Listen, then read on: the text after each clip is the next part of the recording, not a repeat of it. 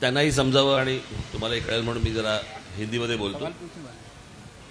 या सलीम जावेद या जोड़ी ने आतापर्यंत मुझे लगता है 24 फिल्में की हैं एक साथ, और 24 फिल्मों में से 22 फिल्में ब्लॉकबस्टर है. मुझे नहीं लगता कि पूरी दुनिया में ऐसा कहीं रेशो होगा इस तरह का. जैसे जैसे हम लोग नाम लेते हैं, जब भी कभी बात आती है कि स्टोरी, स्क्रीन प्ले, डायलॉग, ये जब भी आता है साथ में तो सलीम जावेद ही आते हैं और कोई दिमाग में नाम ही नहीं आता.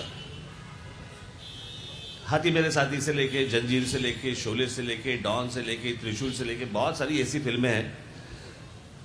मैं आप दोनों को एक सवाल पूछ रहा हूं. जावेद साहब, सलीम साहब, आप मुझे बताइए, जंजीर जो आपकी फिल्म थी उस वक्त आपने देवानंद साहब को पूछा था काम करने के लिए, फिर बाद में सभी को पूछा था, राजेश खन्ना जी को पूछा था वगैरह वगैरह. सोच लीजिए अगर देव साहब हाँ बोलते तो क्या होता.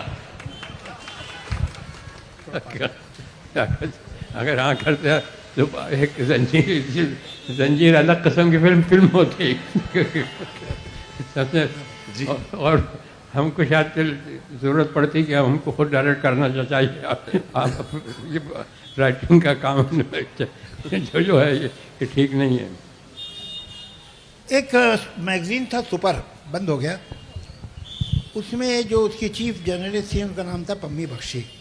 उन्हें एक आइडिया आया कि सलीम को अलग और जावेद को अलग डाउन मेमोरी लेन ले जाती, तो इनको जिस आके ये गेस्ट हाउस में ठहरे थे वहाँ ले जाके तस्वीर खींची, फिर ये माहिम में जहाँ बैठते थे जिस रेस्टोरेंट में वहाँ की तस्वीर खींची, फिर बड़ा बड़ा जो उनका पुराना घर था उसकी तस्वीर, और कहाँ कैसे रहते थे, कौन दोस्त, ये सब.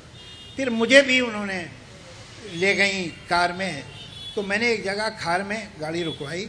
मैंने कहा ये पोर्च देख रही हैं आप बंगले का, मैं इस पोर्च में बहुत सोया हूँ. मैं बाहर सोता था तो यहाँ जो मालिक थे उसके, उन्होंने मेरी सिगरेट की दुकान पे मुलाकात हो गई थी. ये 64-65 की बात. तो उन्होंने सोचा है कुछ पढ़ा लिखा लड़का है, तो कहले बेटा तुम इस पोर्च में सो जाया करो, बारिश आने वाली है, कोई हर्ज नहीं, तुम यहाँ सो जाए. तो मैं उस पोर्च में सोता. तो मैंने वो पोर्च भी दिखाया, उन्होंने मेरी फ़ोटो भी ली. फिर आगे चली जा रही थी कहा, तो उन्होंने वही सवाल पूछा जो अभी राज जी ने पूछा कि वो अगर देवानंद ने वो पिक्चर जंजीर कर ली होती तो मैंने कहा मैं उसी पोर्च में सो रहा होता. प्रॉब्लम क्या है? और अगर एक बात की हमको भी दाद दीजिए, इससे पहले अमिताभ जी ने शायर का, डॉक्टर का, ऐसे कुछ लवर का, इस तरह का रोल किया था. इस तरह का तो कोई रोल किया ही नहीं था, इस तरह का तो कोई संबंध ही नहीं था उन्हें. लेकिन उनकी पिक्चर देख के, छोटी छोटी झलकें देख के, छोटी सी झलक, ये एक्सप्रेशन कैसा दिया, ये शॉट कैसे दिया, उससे हम कन्विंस हुए कि यही आदमी कर सकता है. और हम कॉन्स्टेंटली प्रकाश जी को बोलते रहे कि आप इसी को लीजिए, इसी को. एक एक हीरो रिजेक्ट करता रहा और हम ये इंसिस्ट करते रहे, लेकिन आज वो दुनिया में नहीं प्रकाश जी. मैं रिकॉर्ड पे एक बात रखना चाहता हूँ, जिस स्क्रिप्ट को 2 स्टार रिजेक्ट कर दे हैं, एक एवरेज प्रोड्यूसर डायरेक्टर उस स्क्रिप्ट को उठा के बाहर फेंक देगा. अरे यार कोई स्टार काम करने को तैयार नहीं, तुम क्या लाए. ऐसा हमारा कोई नाम भी नहीं था जंजीर से पहले. पूरे स्टार ने रिजेक्ट कर दिया. प्रकाश मेहरा का वो पहला प्रोडक्शन था, मगर उसने स्क्रिप्ट को नहीं छोड़ा. बहुत बड़ी बात, हैट्स ऑफ टू हिम. और हमारी जंजीर की कामयाबी में कितना बड़ा हाथ है प्रकाश मेहरा की इज्जत का. वरना वो हमसे कहता ले जाओ भैया, ये तो कोई काम ही करने को तैयार नहीं. 2 हीरो रिफ्यूज कर दें, स्क्रिप्ट खराब लगने लगती है प्रोड्यूसर डायरेक्टर.